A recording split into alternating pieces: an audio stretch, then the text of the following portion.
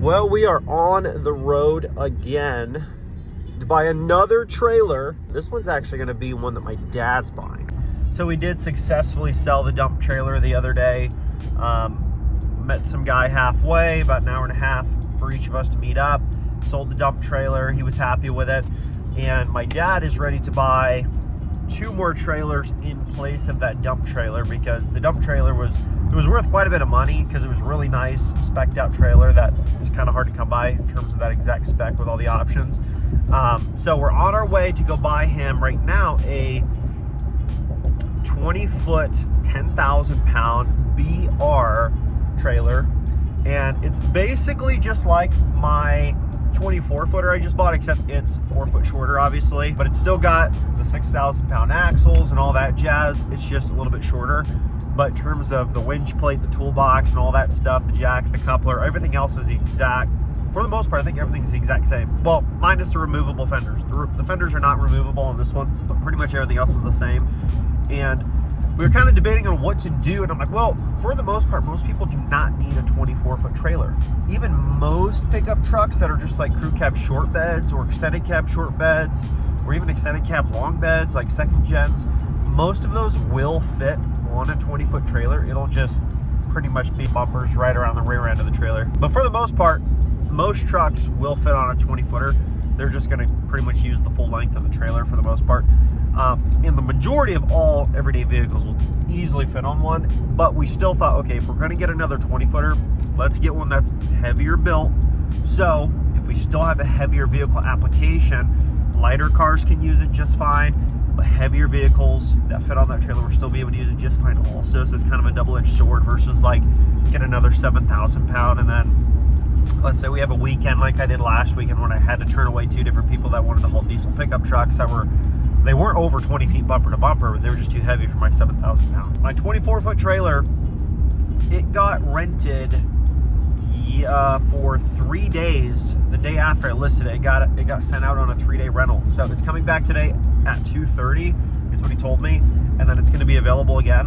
And my 20-footer already got booked for, I think it was June 5th, 6th, 7th, 8th, and 9th. It got booked for a 5-day rental for June 5th through the 9th. So that's pretty exciting. My dad's utility, his real small utility trailer, is rented at a decent amount.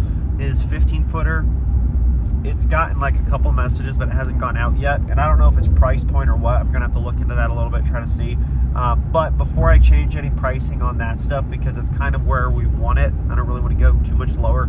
I'm gonna look into getting the Google business page launched, or website landing page and all that stuff, get that stuff up and rolling before messing with any prices on anything, because once I get that established, we can get more of a feel of like what the true demand is for our trailers and the price range that we have everything listed at. Because right now we're only using Marketplace. For me personally, even though I am of the younger generation that would be more prone to use Marketplace, I personally, whenever I've gone to rent trailers, I've never gone to Marketplace and been like, hey, Marketplace, trailers for rent. I've never done that, ever. My dad's like, I would never do that. He's like, I would just go to Google trailers for rent near me, and then see what pops up, and then look at pricing that way. And I'm like, that's exactly what I would do. So we're going to see how that goes. And once I get that page launched, I am going to still use Marketplace and stuff like that as long as I'm allowed. But the goal is going to be not having to rely on that in the long term. So that way we can actually not have to mess with potentially getting my Facebook page banned or something stupid because I have trailers for rent on Marketplace, because that stuff can happen, and then you create other problems with your Facebook account. So we don't want to do that. It is the next day here. We did get that trailer snagged last night, and I'm going to go over the details with it once we get over here. I was going to have my dad pulled in for this video, but he's got a lot going on right now with a new house build. So he's been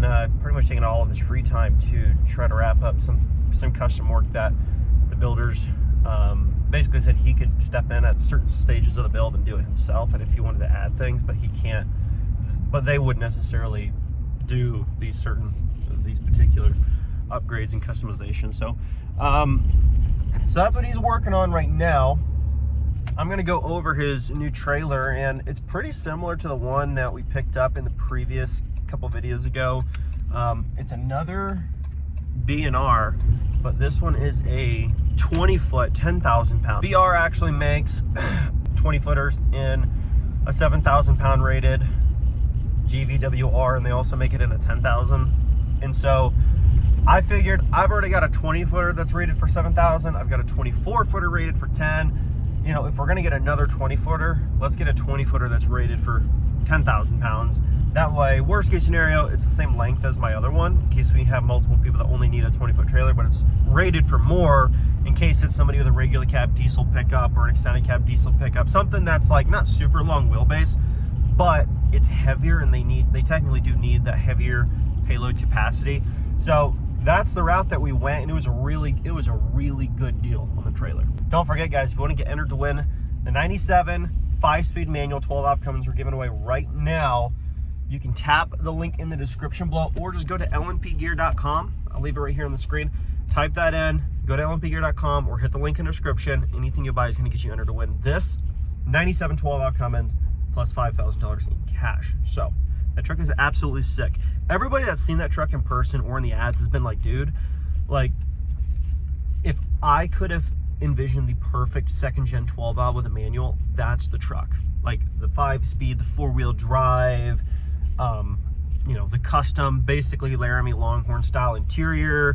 Like, the thing is absolutely so sick. Technology upgrades in it. I mean, it's a nasty truck. It's super sick. Here it is. It's actually the one on the right here. So this is the 24, and you can see there's some stains on the deck already. I literally had this thing not even one day listed, and I had a guy that needed a bucket for 3 days, so it went straight out right away.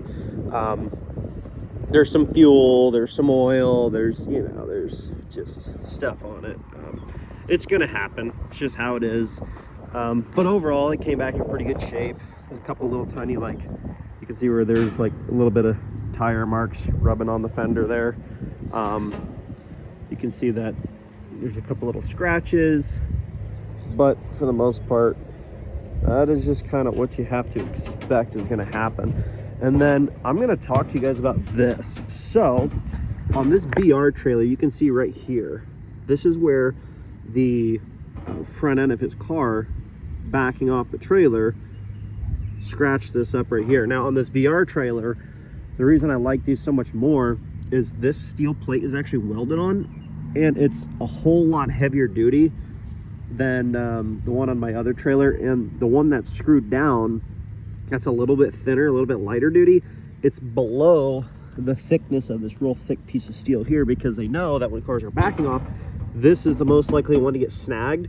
And so they built it extra heavy duty specifically for that reason, so that way it wouldn't completely rip it to shreds. I gotta show you what happened on my other trailer. But yeah, here's the new trailer. It's got the slide out ramps from the rear, lights built into the rear bumper on it. The lights actually double as a step also, getting on and off the trailer. There's another step right here. It's got 8 D-rings on it, so that's nice. Just extra tie down points. 10-ply tires, 6-lug axles. And this trailer, actually, same as that one. One of the things I like about these BR trailers, I'm just finding out, is everything is a lot heavier built than you would typically see on these 20-foot trailers, especially for the money. And I'm talking about value here. So for this trailer, I'll just be totally transparent. We got this trailer for $4,000, and it came with the welded on toolbox, the winch plate bracket, all the extra D-rings, all the lights built into the actual framing or steps and bumpers of the trailer for extra stability and strength. They've got dual 6,000 pound axles. So on a typical 10,000 pound rated car hauler, what I've seen, at least, maybe this isn't for everybody, but I've seen the axles are literally either 5,000 or 5,200 pounds a piece in terms of axle rating. And on these trailers, what I found is it's a 10,000 pound rated trailer, but the axles are actually 6,000 pounds rated a piece. So they're actually a little heavier built than the trailer's technically supposed to be used for, which is good when it comes to, you know, usability and all that stuff. Like, you just never know if somebody's lying about what they're hauling and then they overload it or something stupid. Not that that's going to make the total difference if somebody goes way over the top, but it could be the difference between your trailer being able to hold up with that extra abuse and not. You know, we found the deal on this one, and it was priced right. It was built the way we wanted it. Same with that other one. And I was like, yo, Dad, do you want to snag this? Because we just sold the dump trailer to replace it with a couple trailers. So he was like, yeah, let's do it. So he got this one. Like I said, it's just the same length as my other car hauler that I bought, not this one, the one over there, but it's heavier built. So instead of having two 3,500 pound axles on a 20-foot trailer, it's got two 6,000 pound axles on a 20-foot trailer. So it's still that length that we like for most people, but it's way heavier built in terms of like usability and all that stuff. It's also got a heavier duty jack. I like the coupler style on this one better. It's got the breakaway kit. It's got the chain locks in here and all that stuff. They seem to be very well built trailer. People do love the winches. I mean, like if you don't have a winch, you're still gonna get bookings for stuff like people moving materials, good running vehicles that just need moved from A to B, stuff like that. But man, like so many of the ones that I've had booked, they are just like, if it don't have a winch, I can't, like I have no use for it. So it is what it is. I mean, something to think about. And then here is my original 20-footer, and you can just see the difference, like in terms of what you get for the money. Like this trailer, I only paid 3,200 bucks for it. So you get what you pay for, but it's like, look at the jack style compared to the jack on the other one. Obviously this toolbox didn't come with it. I just screwed I put a license plate down in the bottom with some thick, heavy washers. And then I used self-tappers and just, you know, I put 2 on each side straight into the tongue of the trailer. And that's for straps and stuff, because I didn't want to pay like, you know, 250 bucks for a steel toolbox that needs welded on. The winch setup, I could modify it. That was my quick solution that I figured it would work good enough for what we're going to use it for. But you can just see, like, it's got no D-rings, it's got no extra steps, no steps around the fenders, no steps in the rear. It didn't come with a spare tire mount. It didn't come with a Bulldog style coupler. You know, there's just a lot of things that it just didn't come with that, you know, if I'm going to spend a little bit of extra money, like on that trailer over there. Oh, and it's got dual 3,500 pound axles, not dual 6,000 pound axles. And it's just overall not as heavy built. Like these were an add-on, they didn't come with it. You can add those to any trailer though, if you're just going to buy accessories. The ramps are fine. They pull out the side instead of the back. They hook on, they're fine. It hasn't caused any real problems. But this is what I'm talking about. So this rear plate here, you can see where the renter, he actually dropped it off pretty late at night and I just didn't notice it. And I wouldn't have charged him for it anyways, because it's not that big of a deal. It can be modified or changed and improved upon to where it's not as much of a problem in the future.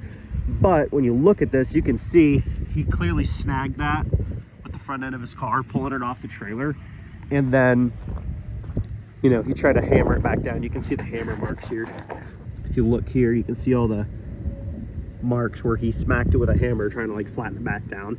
And like I'm not like mad about it, but what I'm probably going to do is grab a drill and my impact gun. I'm going to drill some extra holes here along the center here, where it seems to be a really popular spot for these things to snag and get ripped off, and just drill a bunch of holes and like fasten it with like 2 screws per board to just make sure that that front is like super well fastened.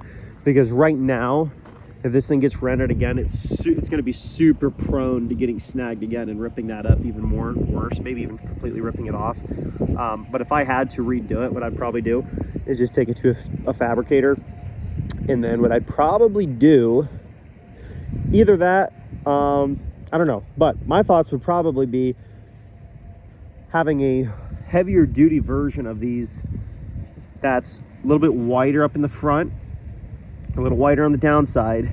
Mostly the front is the biggest thing because it snags on the way down, but looks like he's snagging on the way up as well. If you look right there, looks like he snagged it on the way up and down off the trailer. So something a little heavier duty, so that way in that little bridging point when it changes the angle and cars are coming on and off, like if it scrapes along the steel, not as big of a deal versus that little piece that snags the steel and then it wants to rip on their vehicle and rip on the trailer. That's where I don't like that, because eventually that's going to become a problem, like no matter what, like if I frequently have lower vehicles renting. But other than that, it came back in good shape. He didn't damage anything that would have caused him to lose his deposit or anything like that. I mean, it is what it is. Overall, when you look at this trailer, and you look at how it's set up and the accessories and how it's like I've got $4,000 between the toolbox, the winch plate, the winch, and all that stuff, all these extra things on here. And it's like, what I would have rather done is just spend a little bit extra money, like what my dad did on his trailer, which I didn't know anything about that brand when I bought this one, and I wasn't planning on renting these when I bought this. I would have rather spent a little bit extra money and have a way heavier built frame, way heavier built axles, way more D-rings, the winch plate from factory, steel toolbox, the wheel and tire mount. Like, I would have way rather had all those upgrades from factory for like an extra $500-600 than go with the cheaper route, and then you end up having to add and modify all these extra things that you could have just paid a little bit more money, and you could have spent half as much money as it costs to actually buy and add on all the things, if that makes sense. If you're gonna notice the fresh paint, just did some Rust-Oleum, but I drilled a few more holes. I added some more screws to fasten down the strip for now, to kind of flatten it out a little bit more than he tried to do with the hammer smacking it. And then I just took some Rust-Oleum paint. It's wood, metal, plastic, whatever crap. But even with a super high premium finish, people are gonna keep scraping on this thing and taking the paint off. So like, before anybody's like, oh my gosh, you know, you should have sanded that and put some kind of crazy durable coating, like, it doesn't matter what you put on here. People are gonna scratch the crap out of this spot, because this is gonna get hit by more tires and metal and people pulling stuff on and off the trailer for material. This is gonna get scratched more than anything on the trailer. So it's just one of those things that for now, that's what I did. I screwed it down, then I just painted it real quick. And the other thing I'm doing that for is that way, when it comes back, I know for a fact which scratches and which damage is new versus old, because there's fresh paint on it, and you can't see any fresh scratches in the paint anymore because it's all brand new. So we're gonna see how this goes. And another question I had for those of you that have trailers out there, maybe you guys have experienced that same type of problem with the dovetail and the flat deck portion of the trailer, like coming together and snagging vehicles. Does it make all the world of a difference to have a steel deck trailer for those lower vehicles? Not necessarily that they won't make contact with the dovetail ever, but is it more of a seamless like transition? And since it's a smooth steel deck, like, do you run into a lot less issues on your trailer in circumstances like that, snagging things because it's a smooth transition? I would think the answer would be yes, but I don't know, because I would consider, I don't know for sure if BR makes a steel deck version of that trailer, but I know P&T does. And even if I had to get another trailer just like that with a steel deck, I can probably get one for like $150 more than I paid for that one, and it would have a steel deck. But I also don't know what are all the other downsides to that. Like, does the trailer not last as long because it's a steel deck and you have to completely cut out and re-weld in steel every handful of years because of damages and dents and stuff, like, versus a cracked board you can just unscrew and screw back in? What are the upsides, what are the downsides? If you guys know, let me know down in the comment section. So here is a lineup of the current car trailers we have. Like I said, this is the P&T 20 foot, the BR 10,000 pound 20 foot, and then this is the BR 10,000 pound rated removable fender 24 foot. So far, if I had to choose a preference, even though I've had this one for 4 months now, and I've had this one and this one, well, this is my dad's technically, but this one here, I would probably say my instinct is going to tell me these BR trailers are going to hold up better than this one over here. The fenders just look stronger. They're just built heavier.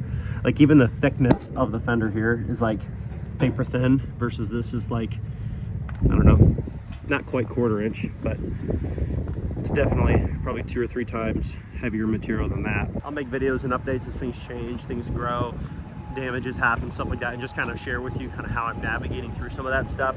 But so far, so good. I haven't had to do any claims with anybody for any damages or nothing like that. The car trailer rental thing, I think, man, it's tough, because there's times when nobody wants to rent any of these. Like, I don't have anybody booked for today, right?